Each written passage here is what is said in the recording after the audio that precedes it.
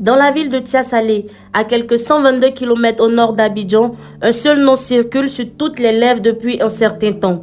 Alpha Sanogo, puisque c'est de lui qu'il s'agit, est considéré par nombre d'habitants comme un homme providentiel, venu pour aider la population et sortir le département de son sous-développement. Diplômé de l'École nationale d'administration ENA cycle supérieur, Alpha Sanogo, la cinquantaine révolue, est depuis juillet 2021 directeur administratif et financier au ministère de la Santé, de l'Hygiène publique et de la couverture maladie universelle. Présenté comme quelqu'un de discret, ses actions en faveur des populations se chiffrent par dizaines et dans tous les domaines de la vie. Au niveau de l'éducation par exemple, Alpha Sanogo a véritablement marqué les esprits grâce à la construction, entre autres, d'une école primaire de 6 classes entièrement clôturée et électrifiée au quartier Baoulé dénommé EPP Kandia Camara. La construction d'une école primaire de 6 classes à Badi Carrefour. La construction d'un bâtiment de 3 classes à Nzianouan. Un bâtiment de 2 classes à Niamoué. D'une école maternelle de 3 salles de classe au village de Moufoué. D'un bâtiment de 3 salles de classe pour la maternelle à Etikon. Et la construction d'un bâtiment de 3 salles de classe à Kwadio Nguessonkro.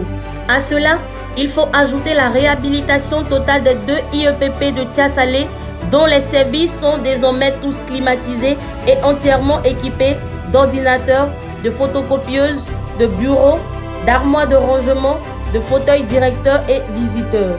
La réhabilitation et l'équipement de la salle des professeurs du lycée Bad de Ndoussi et celle du lycée moderne de Tiasalé. Alpha Sanogo a aussi favorisé l'obtention de financement pour la construction du collège moderne de Niamoué, du collège moderne de Tiasalé au quartier Baoulé près de l'EPP Kandia Camara, du collège moderne de Bolouville, l'obtention de financement pour la construction d'une bibliothèque multimédia avec la technologie Huawei au lycée moderne de Tiasalé, la construction du collège moderne de Pakobo entièrement équipé avec forage, la construction d'un collège moderne à Nzianouan et la construction d'un lycée professionnel à Tiasalé sur la route de Bakanda. Dans le domaine de la santé, on note la réhabilitation récente du bloc opératoire de l'hôpital général de Tiasalé, avec l'installation de tout un système électrique, le rendant ainsi fonctionnel. La construction en cours du centre de santé de Broukro et de centre de santé urbain à Aouya, comprenant un dispensaire et une maternité avec un bureau pour le médecin.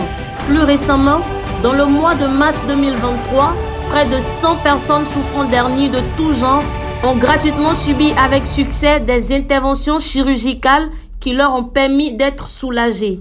Bien avant, en 2022, c'était près de 200 personnes qui étaient opérées de la cataracte. Au niveau de l'hydraulique, Alpha Sanogo a favorisé, en plus d'un forage hydraulique pour les populations de Mafia, la construction de 6 forages avec château d'eau dans les 6 villages issus de Tiasalé-Kro.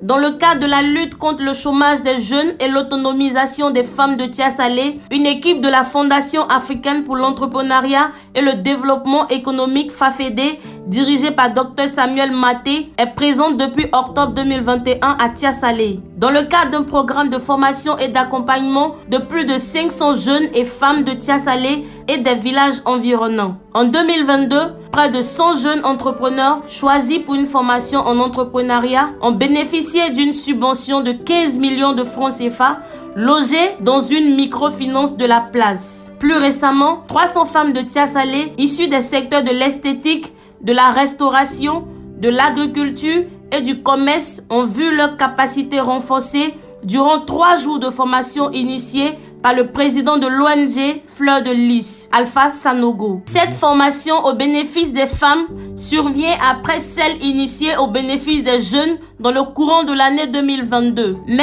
également après que les femmes ont bénéficié en 2022 d'un fonds de 50 millions de francs pour leur activité. Dans le domaine religieux, il faut dire que ce sont les religieux de tous bords qui chaque jour bénéficient de l'attention toute particulière du président de l'ONG Fleur de Lys. Cette attention part de la construction de mosquées et d'églises jusqu'à leur dotation en moyens de sonorisation et autres équipements y afférents. Il faut ajouter à cela les nombreuses actions sociales de parrainage, prise en charge et autres dons de vivres et non-vivres, dont le plus marquant Elle est devenue une tradition aux femmes veuves de Tia Salé.